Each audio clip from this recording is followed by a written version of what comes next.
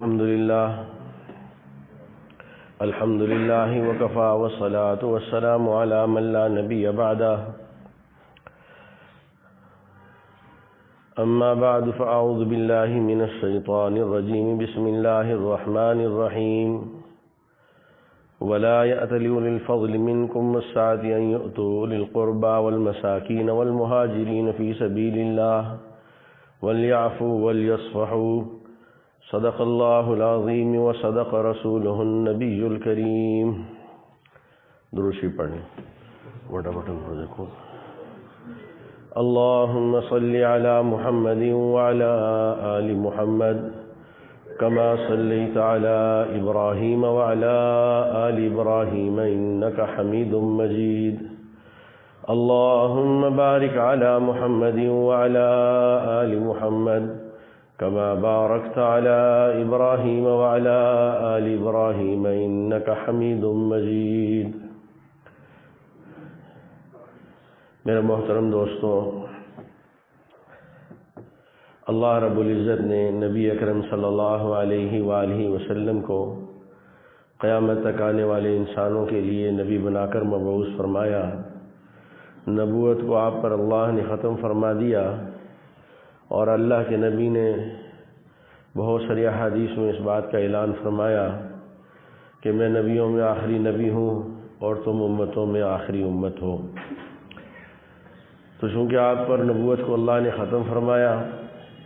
اس لیے اللہ نے جو آپ کو کتاب اور شریعت عطا فرمائی اس کو اللہ نے قیامت تک باقی رکھا، اور اس کی بین دلیل، واضح دلیل یہ ہے کہ آقا نامدار صلی اللہ علیہ وآلہ وسلم کے اس دنیا سے پردہ فرمانے کے 1450 سال گزرنے کے بعد آج بھی وہ احکامات، وہ کتاب، وہ شریعت جو اللہ کے نبی چھوڑ کر گئے، اس میں ذرہ برابر کوئی کمی بیشی نہیں ہو سکی۔ زور لگانے والوں نے تو بہت زور لگایا، اور آپ صلی اللہ علیہ وآلہ وسلم کی حیات طیبہ میں آپ کو مٹانے کا اور آپ کے بعد آپ کے دین کو مٹانے کا زور بہت لگا۔ جیسا کہ ہم حضرت صدیق اکبر رضی اللہ تعالیٰ عنہ کی خلافت کے حالات کو بیان کر رہے ہیں، رسول اکرم صلی اللہ علیہ وآلہ وسلم کے سانحہ ارتحال کے بعد صدیق اکبر رضی اللہ تعالیٰ عنہ خلیفہ نامزد ہوئے، اور مسلمانوں نے اجتماعی طور پر انہیں خلیفہ قبول فرمایا، اور احادیث صحیحہ اور سیر کی کتابیں اس بات سے بالکل یکسر خالی ہیں کہ حضرات صحابہ کرام میں حضرت صدیق اکبر رضی اللہ تعالیٰ عنہ کی خلافت پر کوئی نزاع ہوا ہو۔ ہاں، انسانی فطرت ہے کہ بسا اوقات کسی چیز کو قبول کرنے میں تھوڑا سا آدمی کے اندر تردد سا پیدا ہوتا ہے، تو اگر چند صحابہ میں یہ تردد کچھ وقت کے لیے پیدا ہوا تو اسے نزاع سے تعبیر نہیں کیا جاتا۔ میں اور آپ اپنے گھریلو معاملات میں، ہمارے جو سماجی معاملات ہیں، یا ہمارے خرید و فروخت کے معاملات ہیں، یا ہماری ملازمت کے معاملات ہیں، اس میں بھی ہم بسا اوقات ان باتوں کا تجربہ کرتے ہیں کہ کسی چیز پر جب ہم رائے جمع کرتے ہیں تو کوئی رائے دینے والوں میں سے ایک عدد کی رائے اس کے خلاف ہوتی ہے، لیکن جب اس کا فیصلہ کسی بھی صورت میں ہو جائے تو اگر وہ سلیم الفطرت لوگ ہیں تو وہ اس فیصلے ہی کو تسلیم کرتے ہیں، اور وہ جو تھوڑا سا تردد تھا یا تھوڑا سا اختلاف تھا وہ فیصلے کے بعد برقرار نہیں رہتا۔ ہاں، اگر طبیعت کے اندر کجی ہو، طبیعت کے اندر شیطانیت ہو، تو پھر آدمی اپنی رائے پر ڈٹا رہتا ہے، اور خاندانوں میں یا کاروبار کے اندر جو بگاڑ پیدا ہوتا ہے اور جو تخریب وجود میں آتی ہے وہ اسی اختلاف رائے پر جمنے کی وجہ سے آتی ہے۔ لیکن سلیم الفطرت انسان کبھی بھی اپنی رائے کے اختلاف پر جمتا نہیں ہے، فیصلہ اس کی رائے پر ہو تب بھی اسے قبول ہوتا ہے، اور اس کی رائے کے خلاف پر ہو تب بھی اسے قبول ہوتا ہے، اس لیے کہ مشورہ کہتے ہی اسی بات کو ہے کہ چند لوگوں کی آراء کو ایک بات پر جمع کرنا۔ تباعی کے اختلاف کی وجہ سے آراء کا اختلاف ہونا یہ انسانی فطرت کا تقاضا ہے، لیکن فیصلے کے بعد اس اختلاف کا باقی رہنا یہ شیطانیت ہے، اور یہ اس کا اثر آپ اپنے معاملات میں بھی دیکھتے رہتے ہیں کہ اگر سارے گھر والے ایک رائے پر متفق ہو جائیں، سارے رشتہ دار ایک رائے پر متفق ہو جائیں تو کوئی وجہ نزاع باقی نہیں رہتی، اور اگر چھوٹی چھوٹی باتوں پر چوں چوں چیں چیں شروع ہو جائے تو کبھی راحت حاصل ہی نہیں ہو سکتی۔ تو ہم اگر اپنے طور پر اس بات کو سوچتے ہیں کہ طبیعت کی، فطرت کی سلامتی کا تقاضا یہ ہے کہ جو رائے کا اختلاف ہے فیصلے کے بعد برقرار نہ رہنا چاہیے، تو کیا وجہ ہے کہ ہمیں یہ بات حضرات صحابہ کرام رضوان اللہ علیہم اجمعین جو نبی اکرم صلی اللہ علیہ وآلہ وسلم کے صحبت یافتہ لوگ ہیں ان کے بارے میں کیوں سمجھ میں نہیں آتی؟ اگر طبیعت میں کسی کے کچھ تقدر تھا بھی تو وہ وقتی طور پر تھا، اور اس کے بعد بیسیوں واقعات ایسے ہیں کہ جس میں انہوں نے اس بات کا ازالہ بھی کیا۔ لیکن ہوتا یہ ہے کہ جو آگ لگانے والے ہیں، فتنہ برپا کرنے والے ہیں، وہ اس ایک چھوٹی سی اختلافی بات کو، اختلافی نوٹ کو لے کر اسی پر سارا قصہ اور اسی پر ساری عمارت کھڑی کرتے ہیں۔ تو اللہ پاک ہماری ایسی باتوں سے حفاظت فرماوے۔ اور حضرات صحابہ کرام رضوان اللہ علیہم اجمعین کا عملی کردار جو حضور اکرم صلی اللہ علیہ وآلہ وسلم سے لے کر آخری صحابی کے اس دنیا سے رحلت فرمانے تک رہا، وہ مسلمانوں کی یکجہتی، اتفاق و اتحاد کو قائم کرنے کی ہی فضا تھی۔ بہرحال حضرت ابوبکر صدیق رضی اللہ تعالیٰ عنہ کی خلافت پر جب بیعت ہو گئی اور آقا نامدار صلی اللہ علیہ وآلہ وسلم کی تدفین کا معاملہ ہوا، تو اس کے فوراً بعد، اس لیے کہ یہ بات بھی پیش نظر رہنی چاہیے کہ 10 ہجری میں آپ نے ارتحال فرمایا، یعنی آپ اس دنیا سے ہمیشہ کی جہان کی طرف منتقل ہو گئے، آپ صلی اللہ علیہ وسلم کا انتقال ہوا۔ تو اس سے 1 سال قبل جب مکہ فتح ہوا تو فتح مکہ کے بعد عرب جوق در جوق اسلام میں داخل ہوئے، جسے اللہ تعالیٰ نے قرآن میں بھی بیان فرمایا، اذا جاء نصر اللہ والفتح ورأیت الناس یدخلون فی دین اللہ افواجا، کہ آپ دیکھیں گے کہ لوگ جوق در جوق اسلام میں داخل ہوں گے۔ اور یہ ہوا کہ فتح، اصل میں مسئلہ یہ تھا کہ جب آپ صلی اللہ علیہ وسلم نے ہجرت کی، مدینہ منورہ آئے، تو جو مشرکین مکہ تھے وہ آپ صلی اللہ علیہ وسلم پر ایمان نہیں لائے اور آپ کو اتنا ستایا کہ آپ وہاں سے نکلنے پر مجبور ہوئے۔ تو جو عرب قبائل، جزیرت العرب کے دوسرے قبائل تھے، خاندان تھے، بڑے بڑے دیہات تھے، قبیلے تھے، وہ سارے اس بات کے منتظر تھے کہ یہ دونوں ایک ہی خاندان کے لوگ ہیں، نبی اکرم صلی اللہ علیہ وسلم اور مشرکین مکہ، ان کے درمیان میں معاملہ کس کروٹ بیٹھے گا، یعنی کون غالب آئے گا؟ جو غالب آئے گا ہم اس کے ساتھ ہیں۔ اس لیے انہوں نے اپنے دین کو بدلا نہیں اور وہ صرف دیکھتے رہے۔ صلح حدیبیہ کا واقعہ ہوا، 10 سال کا معاہدہ ہوا، آقا نامدار صلی اللہ علیہ وسلم واپس تشریف لے گئے، اگلے سال قضاء عمرہ کے لیے تشریف لائے۔ اس کے بعد حدیبیہ کے معاہدے کو مشرکین مکہ نے ہی اپنے عمل سے کالعدم قرار دے دیا، تو نبی اکرم صلی اللہ علیہ وسلم نے صحابہ اکرام کا لشکر فتح مکہ کے لیے تیار کیا، اور اب مکہ میں فاتحانہ شاہانہ انداز میں اللہ نے آپ کو داخل کیا۔ اور اللہ نے جو انا فتحنا لک فتحا مبینا، جو اللہ نے آپ صلی اللہ علیہ وسلم کو مجدہ سنایا تھا، اس کو اللہ نے پورا کیا۔ اور جب آپ مکہ فتح ہوا تو اس کے بعد یہ بات عرب قبائل پر واضح ہو گئی کہ اسلام اب اس خطے کا واحد مذہب ہوگا۔ اس لیے جو عرب قبائل ارد گرد کے اب تک منتظر تھے کہ ان دونوں میں سے کون غالب آتا ہے، وہ جوق در جوق اسلام میں داخل ہوئے۔ یعنی یہ احادیث کو اور سیرت کی کتابوں کو دیکھنے سے پتہ چلتا ہے کہ ایک ایک دن میں کئی قبیلے، ہزاروں سینکڑوں کی تعداد میں مدینہ منورہ آتے، خود آتے، ان کے قاصد آتے، ان کی طرف سے لوگ آتے اور وہ مشرف باسلام ہوتے، اور قبیلوں میں یوں یعنی مہینوں کے اندر پورا جزیرۃ العرب داخل اسلام ہو گیا۔ لیکن ایک بات یاد رکھیے کہ انسان کی کسی بھی اعتبار سے جو تکمیل ہوتی ہے وہ بغیر صحبت کے نہیں ہوتی۔ کتاب ہے، کسی بھی فن کی کتاب ہے، طب کی کتاب کہہ لیں، انجینئرنگ کی کتاب کہہ لیں، کوکنگ کی کتاب کہہ لیں، کوئی کتاب ہے، آپ کتاب اٹھا کے پڑھنا شروع کر دیں اور اس کو 100 دفعہ پڑھیں، حتیٰ کہ اتنا پڑھیں کہ آپ کو ازبر ہو جائے، تب بھی آپ اس فن کے ماہر تو درکنار اور اس فن کے حقیقی معنی میں آشنا بھی نہیں کہلائیں گے۔ میں آپ نے زراعت پر کتاب پڑھ لی، اور جیسا کہ آپ کو پتہ ہے اوپن یونیورسٹی والے مختلف کورسز کراتے ہیں، زراعت پر انہوں نے کورس کروا دیا، آپ نے پورا کورس کر لیا، 100/100 نمبر لے لیے، تو کیا آپ کسان بن گئے؟ اللہ کی قسم کسان بننا تو دور کی بات ہے،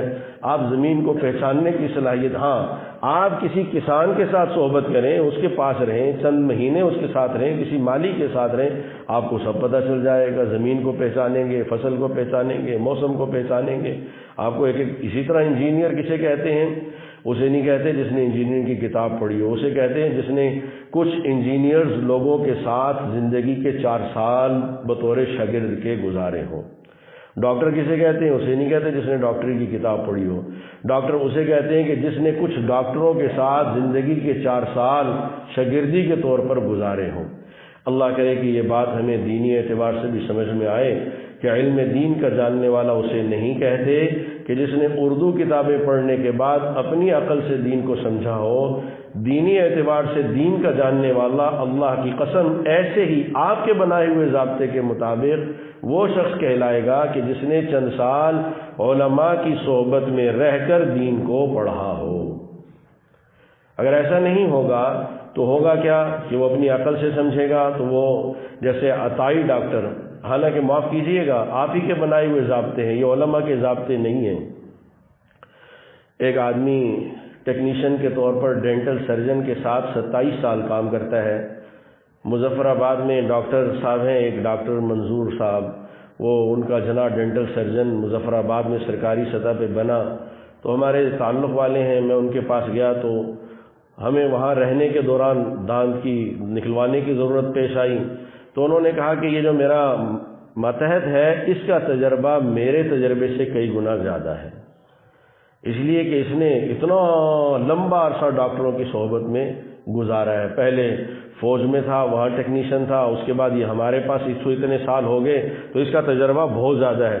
لیکن اسے گورنمنٹ اجازت نہیں دیتی کہ یہ اپنا ڈینٹل کلینک بھی بنا سکے۔ کیوں؟ اس لیے کہ وہ صحبت شاگردانہ، وہ طالب علمی جو ڈینٹل سرجن نے ڈاکٹر کے پاس کی ہے وہ اسے حاصل نہیں ہے، وہ ڈگری اسے حاصل نہیں ہے۔ لیکن افسوس کی بات یہ ہے کہ جو 4 جملے عربی کے سیکھ لیتا ہے، یا جو فقہ کی کچھ کتابیں اردو میں پڑھ لیتا ہے، یا حدیث کی کچھ کتابیں اردو میں پڑھ لیتا ہے، تو ہمارا جو میڈیا ہے اور پھر ہماری جو عوام ہے وہ بہت آسانی سے اسے بطور ایک مذہبی سکالر کے، یا ایک عالم کے، یا ایک اسلامی مفکر کے طور پر بہت آسانی سے قبول کر لیتے ہیں۔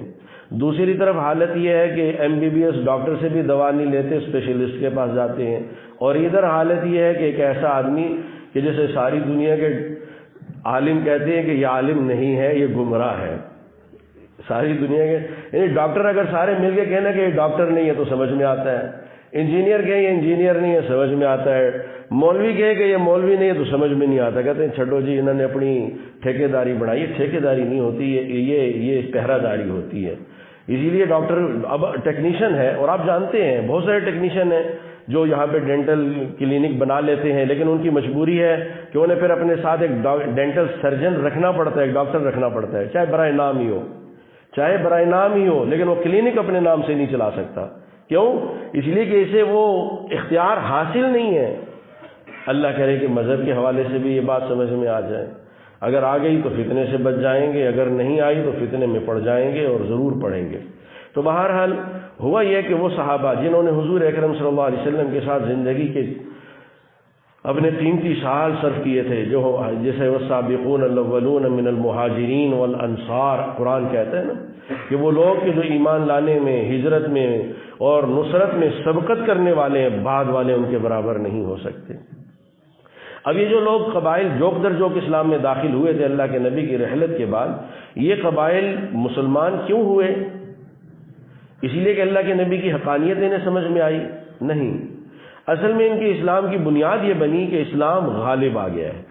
اب مکہ پر اسلام ہے، مدینہ پر اسلام ہے، جزیرۃ العرب کا متفقہ مذہب اسلام ہے۔ یہی ہوا کہ چونکہ اسلام، قرآن کہتا ہے قالت الاعراب آمنا، یہ وہی لوگ تھے کہ جو لوگ آخری دور میں اللہ کے نبی کی نبوت کے آخری دور میں آئے، مسلمان ہوئے، تو اللہ کہتے ہیں قالت الاعراب آمنا قل لم تؤمنوا ولکن قولوا اسلمنا، کہ یہ دیہاتوں کے رہنے والے آ کے کہتے ہیں کہ ہم ایمان والے ہو گے، صاحب ایمان ہو گئے۔ آپ ان سے کہیے کہ ابھی تم صاحب ایمان نہیں ہوئے، ابھی تو تم مسلمان ہوئے ہو۔ ابھی ایمان ولم يدخل الایمان فی قلوبکم، ابھی ایمان تمہارے دلوں میں راسخ نہیں ہوا، جو حضرات صحابہ اکرام کے دلوں میں، جو اولین سابقون الاولون جو ان کے دلوں میں تھا، یہ ابھی وہ صحبت باقی ہے، ابھی وہ عمل، وہ یعنی وہ پکنا، وہ پروان چڑھنا وہ باقی ہے، وہ رنگ نہیں چڑھا ابھی تک۔ تو بہرحال ہوا یہ ہے کہ نتیجہ یہ نکلا کہ جب نبی اکرم صلی اللہ علیہ وسلم کی رحلت ہوئی تو یہ جو عرب کے قبائل تھے جو نو مسلم تھے یہ مرتد ہونا شروع ہو گئے۔ ان میں سے بعض نے تو سرے سے اسلام کا انکار کر دیا، اور بعض نے احکامات شریعت کا انکار کرنا شروع کر دیا۔ اور یہ یاد رکھیں، یہ بھی بہت ایک سمجھنے کی ضرورت کی چیز ہے کہ میں نے پہلے عرض کیا تھا کہ لا اکراہ فی الدین ہم غلط تعبیر اس کی لیتے ہیں۔ ہم یہ سمجھتے ہیں کہ نماز میں لا اکراہ فی الدین، حیا میں لا اکراہ فی الدین، ایسا نہیں ہے۔ لا اکراہ فی الدین بنیاد میں ہے کہ آپ مسلمان ہونا چاہتے ہیں یا نہیں۔ وہ آدمی جو مسلمان نہیں ہے، جو پیدا ہی مسلمان ہوا ہے، تو اس کے لیے تو ضابطۂ خداوندی ہے، وہ تو اس کے اوپر چلے گا، وہ تو قانون اس پہ لاگو ہے۔ ہاں اسلام لانے نہ لانے میں اختیار ہے، وہ اختیار من کان منکم فلیؤمن ومن کان منکم فلیکفر، جو چاہے ایمان لے آئے، جو چاہے ایمان نہ لائے۔ لیکن اگر ایمان لے آیا، اب اس کے بعد اس کے لیے واپسی کا راستہ نہیں ہے۔ اسلام لانے کے بعد ارتداد قابل قبول نہیں ہے، ایک ضابطہ ہے۔ اور یہ بالکل یہ بھی میں عرض کروں کہ یہ اصول انسانی فطرت کے عین مطابق ہے۔ اسلام کے بارے میں یہ بات ہمیشہ ذہن میں رکھیے گا کہ اسلام عین فطرت انسانیت ہے، اسلام عین فطرت انسانیت ہے، یعنی اللہ نے انسان کو جس ساخت پر پیدا کیا ہے، جس مزاج پر پیدا کیا ہے، اسلام 100% اس کی ترجمانی ہے۔ ہاں فطرت بگڑ جائے، جیسے بخار میں طبیعت بگڑنے کی وجہ سے آدمی کی فطرت بگڑ جاتی ہے، کیا مطلب کہ اسے میٹھا کڑوا لگنے لگتا ہے، اچھا برا لگنے لگتا ہے، اپنا پرایا لگنے لگتا ہے، اسے اپنی یہ کیا ہوا، یا دماغ الٹ گیا تو آدمی کو اچھے برے کی تمیز ختم ہو جاتی ہے۔ ایسے ہی فطرت بگڑ جائے تو ایک الگ بات ہے، ورنہ اسلام عین فطرت انسانیت ہے۔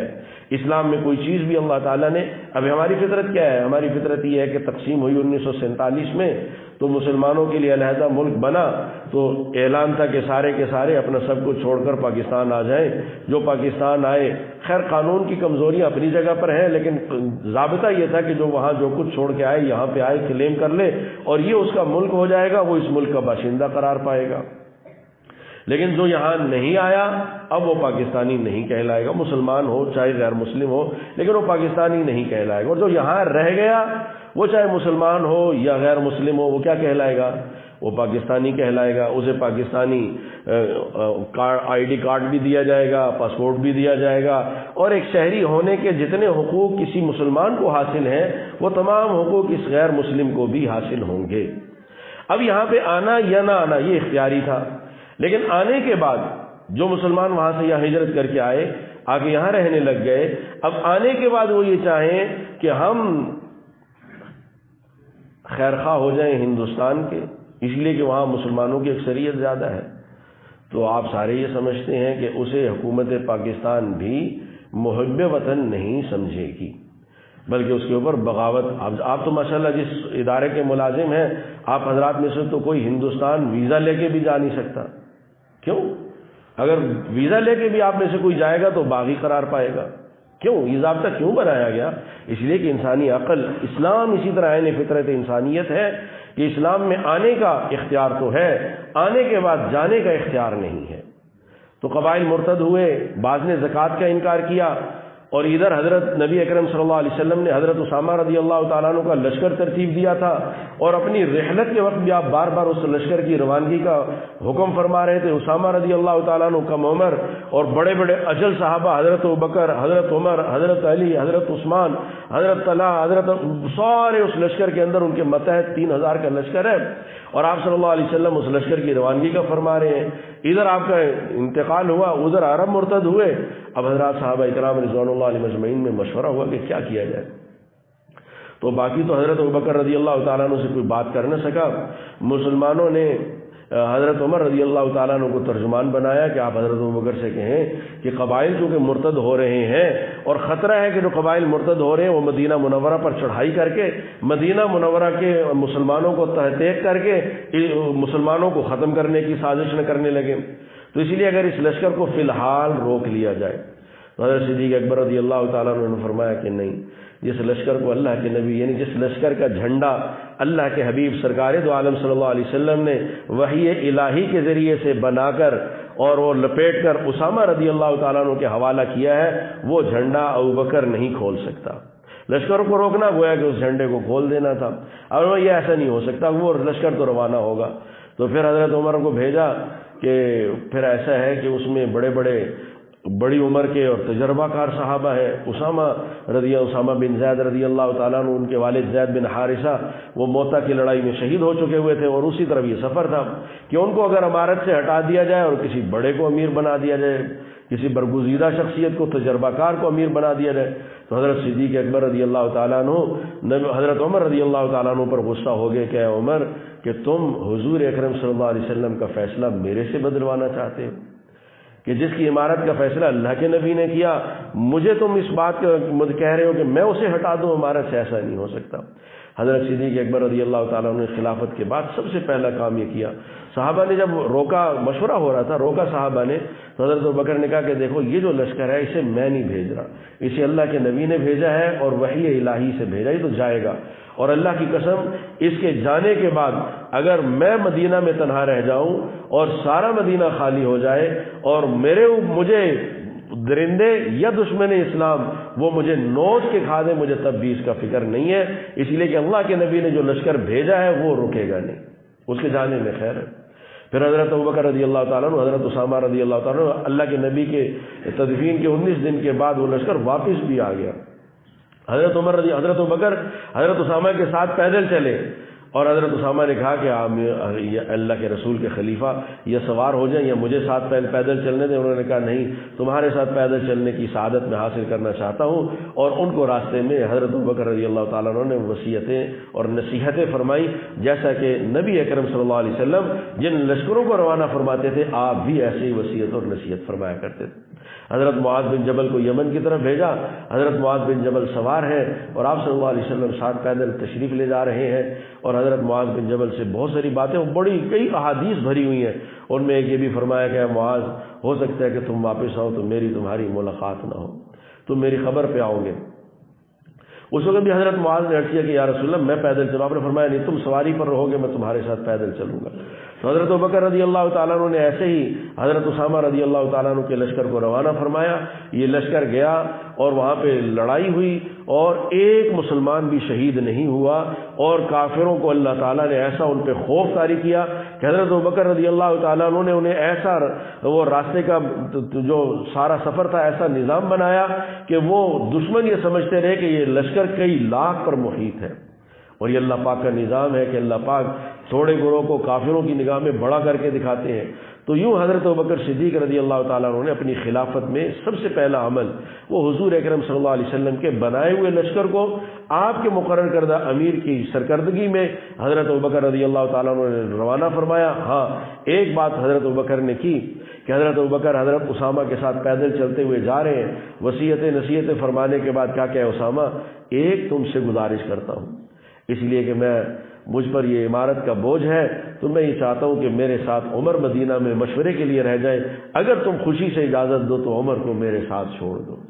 کیونکہ امیر وہ ہیں تو حکم نہیں دیا، ان سے درخواست کی کہ ان کو میرے ساتھ چھوڑ دو۔ حضرت اسامہ رضی اللہ تعالیٰ عنہ نے حضرت عمر رضی اللہ تعالیٰ عنہ کو حضرت ابوبکر رضی اللہ تعالیٰ عنہ کی معیت کے لیے مدینہ منورہ میں چھوڑ دیا۔ تو بہرحال حضرت ابوبکر صدیق رضی اللہ تعالیٰ عنہ کے بارے میں صحابہ کرام کہا کرتے تھے اگر یہ خلیفہ نہ بنتے تو اللہ کے نبی کی رحلت کے بعد جو ایک دم اندھیرا چھایا تھا اور کفر ایک دفعہ ابڑ کے آنے لگا تھا، وہ جو حالات تھے ان حالات میں جو کرنے کے کام جو فیصلے تھے اور بڑی ہمت اور جرت والے فیصلے وہ ابوبکر رضی اللہ تعالیٰ عنہ کے علاوہ کوئی نہیں کر سکتا تھا۔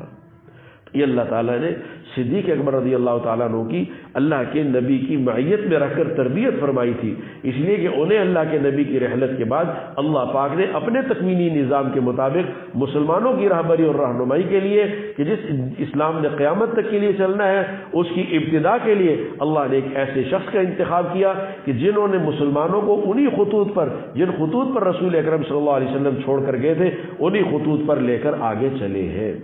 اللہ پاک ہمیں حضرات صحابہ اکرام کی حقیقی محبت و معرفت نصیب فرماوے اور ان کے ساتھ اللہ تعالی ہمیں وہ قلبی لگاؤ عطا فرماوے کہ جس کی وجہ سے ہم ان کی سیرت کے ہم گرویدہ ہو جائیں اور ان کی زندگی کو اپنانے والے بن جائیں۔ وآخر دعوانا الحمدللہ رب العالمین۔